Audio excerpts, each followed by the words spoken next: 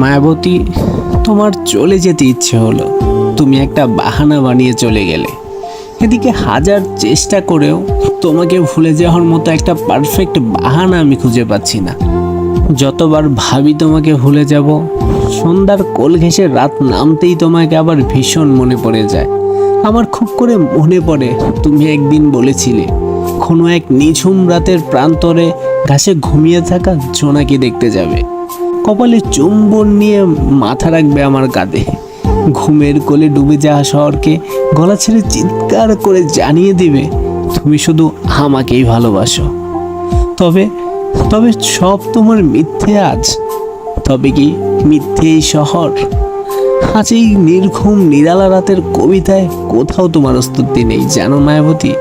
অথবা অথবা তুমি পাশেই আছো যা আমার নিছক কল্পনা। এটা ভাবতেও এখন অবাক লাগে। আমার কোনো লেখাতেই এখন আর তুমি বাস্তবে নেই। যতটা আছো সবটাই আমার কল্পনা। বাস্তব জগৎ থেকে তোমাকে অনেক আগেই হারিয়ে ফেলেছি মায়াবতী। আসলেই কি সব মিথ্যে? সব কিছুই কি তোমার মিথ্যে বাহানা ছিল মাত্র?